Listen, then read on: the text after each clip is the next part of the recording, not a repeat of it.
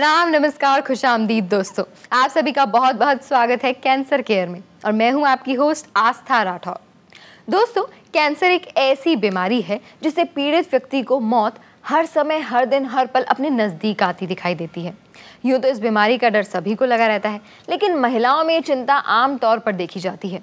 वह क्यों ना हो, लाजमी भी है, क्योंकि कैंसर में सबसे कॉमन कैंसर है ब्रेस्ट कैंसर। ये तकलीफ औरतों के लिए बहुत बड़ी है। आखिर ये ब्रेस्ट कैंसर क्यों होता है, इसके लक्षण क्या हैं, इससे कैसे बचा जा सकता है? इन सभी सवालों के ऊपर रोशनी डालने के लिए हमारे बीच में एक ऐसे विशेषज्ञ मौजूद हैं जिन्होंने होम्योपैथी को बेस बनाकर कैंसर के संबंध में ढेर सारे शोध किए और इम्यूनोथेरेपी को इजाद किया। तो आइए उन्हीं से जानते हैं कि आखिर इम्यूनोथेरेपी ब्रेस्ट कैंसर में किस तरह कारगर साबित होती है। सो लेट्स वेलकम डॉक्टर तरंग कृष्ण। आइए उनका बहुत बहुत स्वागत करते हैं। डॉक्टर साहब, आपका बहुत बहुत स्वागत है हमारे शो कैंसर केयर में। Thank you. डॉक्टर साहब, ये बताइए कि जो ब्रेस्ट कैंसर है, ये जो एक टर्म है, basically what is this breast cancer? ये कैसे हो जाता है, क्या होता है, किस तरह के लक्षण दिखाई देते हैं जब ये होता है? देखिए, ब्रेस्ट कैंसर महिलाओं के स्तन का कैंसर है, जिसमें स्तन में अगर एक छोटी सी गांठ, छोटी सी एक रसौली सी बन जाती है, गांठ बन जाती है, वो गांठ धीरे धीरे करके अपना एक असाधारण रूप ले लेती है।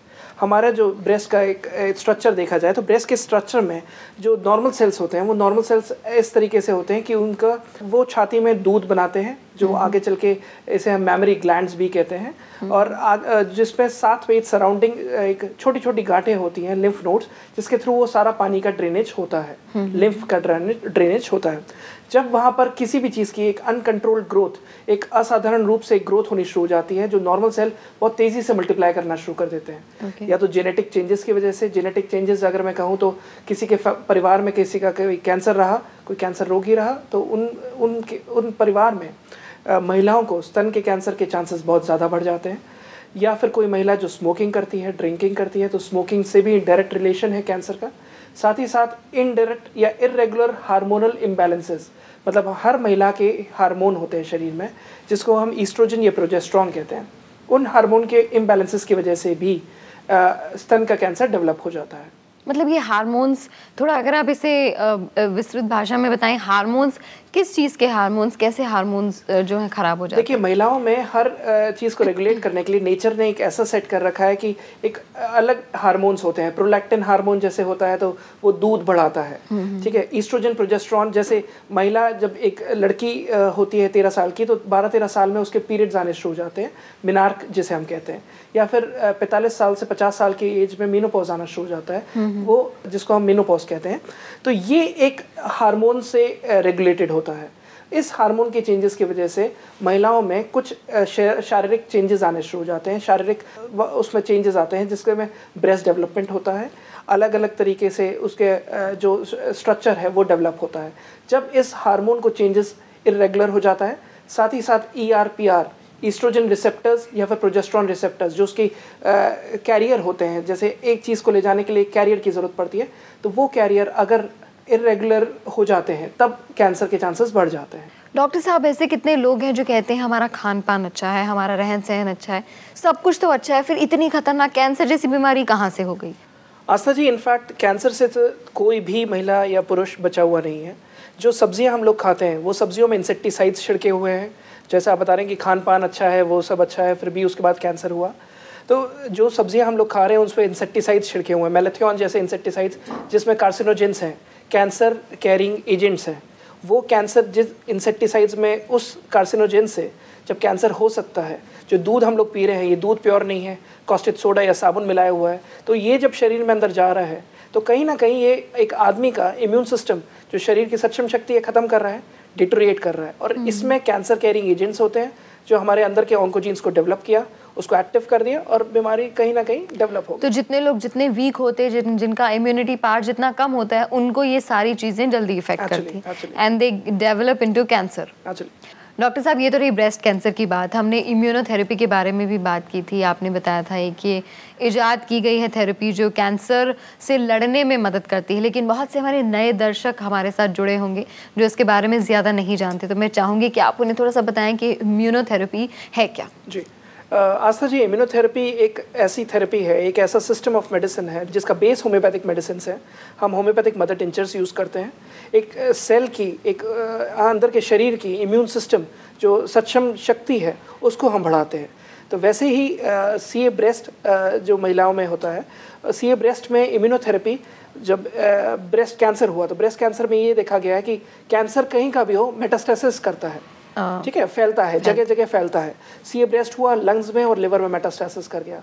तो जब हमने इम्यूनोथेरेपी की हमारी जो कैंसर हीलर दवा है वो दी, तब हर सेल के ऊपर एक कवर चढ़ गया, एक रक्षा कवच चढ़ गया, और वो कवर हमारे हर सेल को प्रोटेक्ट करना शुरू कर दिया। जब उसके बाद जब कैंसर बढ़ने लगा, जब वो अपने ब्रेस्ट से होता हुआ लिवर तक पहुंचा, तो लिवर में ऑलरेडी इस सेल के ऊपर कवर चढ़ा हुआ था, तो उसने उस कैंसर के सेल को अंदर घुसने नहीं दिया, अंदर इन्फिल्ट्रेट नहीं करने दिया, अंदर आने नहीं दिया, दरवाजे बंद कर दिए एक तरीके से। मैं बहुत ही लेमन टर्म में समझा रहा हूँ। वैसे ही जब ब्रेस्ट कैंसर में जब वो अंदर ट्यूमर था, वो रसौली थी, वो धीरे धीरे करके कमज़ोर पड़ने लगी, क्योंकि अंदर के जो नॉर्मल सेल थे वो पावर हो गई, उसके अंदर एक सक्षम शक्ति बढ़ गई, उसके अंदर एक अंदरूनी शक्ति बढ़ गई, और उन्होंने धीरे धीरे करके कैंसर सेल को डिसॉल्व करना शुरू कर दिया, उनको ख़त्म करना शुरू कर दिया। कैंसर की आदत होती है, कैंसर की एक मॉर्फोलॉजी होती है कि आपने उसे जहाँ छेड़ा फैलना शुरू कर दिया। अगर कोई डेड ट्यूमर भी है जो सालों से सीए प्रोस्टेट है, या ब्रेस्ट कैंसर में भी कई फीमेल्स की गांठ होती है, वो उसे ओवरलुक कर जाती है कि जैसे हम सिस्ट बोलते हैं, दूध की गांठें होती हैं, ठीक है। वो अगर आपने उसे जहाँ छिड़वा लिया कि नहीं मुझे इससे हल्का हल्का पेन हो रहा है, मैं इसको ऑपरेट करा देती हूँ, बट वो अगर बिनाइन ट्यूमर भी है, बिकॉज कैंसर ब्रेस्ट में दो तरीके का हुआ, बिनाइन और मैलिग्नेंट। एक प्राइमरी जो कहीं नहीं फैलेगा, वहीं पड़ा रहेगा, कोई उसके सिम्टम नहीं आएंगे, शुरुआती जिसे कहते हैं। मैलिग्नेंट वो जिसे आपने छेड़ दिया, खतरनाक सांप जिसकी अगर उसकी मादा को मार दिया सालों पीछे नहीं छोड़ेगी, वैसे ही वो कैंसर को जहाँ छेड़ा, आपने कट किया, फैलना शुरू कर दिया, तो वो और ख़तरनाक हो जाता है। वो फिर जगह जगह अपने ब्रांचेस फेंकनी शुरू कर देता है। इम्यूनोथेरेपी यहाँ पर उसको जकड़ लेती है, हर सेल के लिए इम्यूनिटी बढ़ा दी। आपने भले ही आप ऑपरेशन करा कर आए, ऑपरेशन में जो भी डेड सेल जो बचे 10% सेल हैं उसको भी काट, उसको वहीं पर ही ख़त्म किया, उसको वहीं रिग्रेस करना शुरू किया। अगर ठीक नहीं हुआ, वो ऊपर वाले के हाथ में ठीक करना, अगर ठीक नहीं हुआ तो भी क्वालिटी ऑफ लाइफ से जीता है पेशेंट। आप जैसे कह रहे हैं कि जो सेल्स को डॉक्टर्स जो ऑपरेशन करते हैं वो जला देते हैं, तो वो फिर डेवलप और ज़्यादा वो डेड सेल्स जो हैं वो डेवलप हो जाते हैं। इम्यूनोथेरेपी उनको करने से रोकती है। लेकिन अगर कुछ कैंसर पेशेंट्स चाहते हैं कि वो अपना कोई बॉडी पार्ट कट भी ना करवाएं और उसके बावजूद उनका कैंसर ख़त्म हो, तो क्या इम्यूनोथेरेपी उसमें मदद करती है, और या फिर it will be a really long kind of procedure, बहुत लंबा प्रोसीजर हो जाएगा और उन्हें ऐसा लगे कि पता नहीं कितने साल हम इम्यूनोथेरेपी के रास्ते से गुजारते रहें और पता नहीं कितना वक्त लगेगा? हमारी जो मेडिसिन है कैंसर हीलर, उसका कुल duration he 6 months to 1 year है, 6 महीने से 1 साल ही इलाज चलता है। इम्प्रूवमेंट जो है वो इम्प्रूवमेंट आपको पहले 7 दिन में ही दिखना शुरू हो जाता है। पेशेंट को खुद पहले 7 दिन में जजमेंट होना शुरू हो जाएगा कि हाँ मुझे मेडिसिन से इम्प्रूवमेंट आया है। हम लोग हिट एंड ट्राई बेसिस पे नहीं मेडिसिन चलाते। पहले सेट में अगर इम्प्रूवमेंट आता है तभी हम आगे दवाई देते हैं, अदरवाइज हम खुद ही मना कर देते हैं कि अब इसमें कुछ नहीं हो सकता। हालांकि सक्सेस रेट्स बहुत हाई हैं हमारे, 10 में से 8 मरीज़ क्योर होते हैं, जिसमें से बाकी 60 to 80% सक्सेस रेट्स हैं हमारे क्योर के।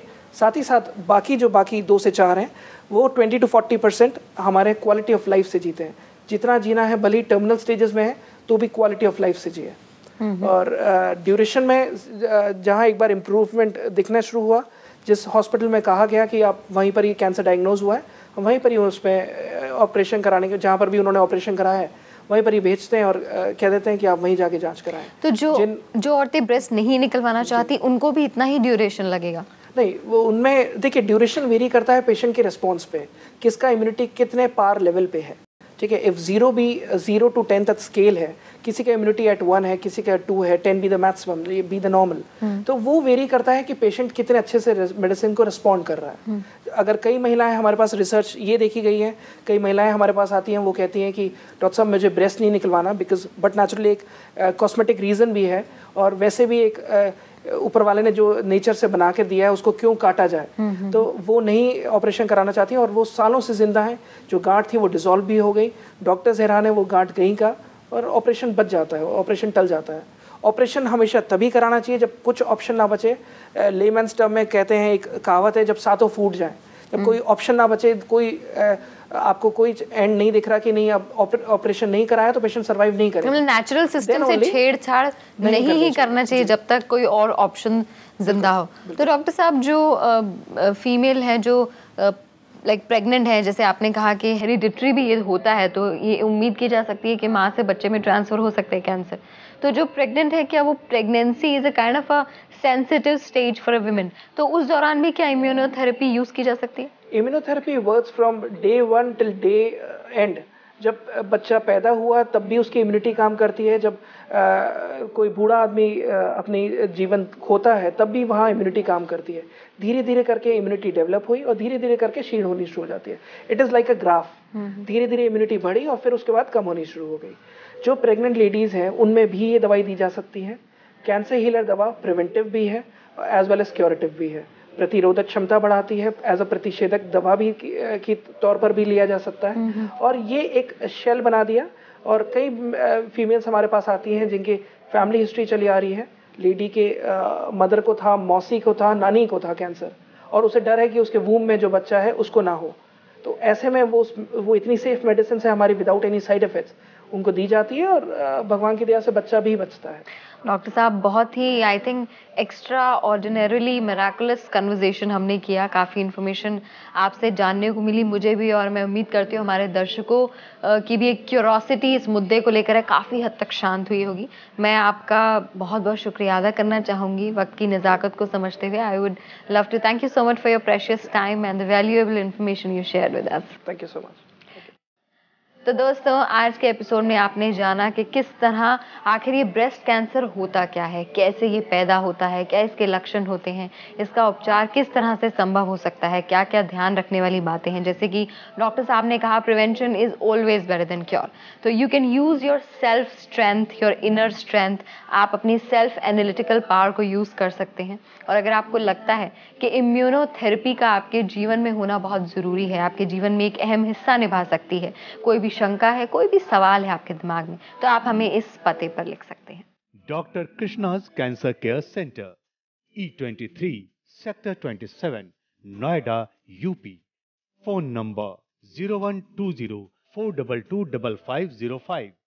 Mobile number 0981000624, 0931260336, 0931006265। Email info@cancerhealer.in। Website www.worldcancercare.com। तो दोस्तों, ये था हमारा आज का खास एपिसोड, खास आप लोगों के लिए। आपके रिस्पॉन्सेज का हमें बेसब्री से इंतजार रहता है, क्योंकि हम चाहते हैं कि आपके जीवन से रोग, परेशानियां, समस्याएं बिल्कुल दूर हो जाए। तो हमें यूं ही ढेर सारे खत लिखते रहिए, हमें याद करते रहिए, ताकि आपके जीवन को हम सुखमय बना सकें, क्योंकि हमारी कामना आपका आनंदमय जीवन। Take care.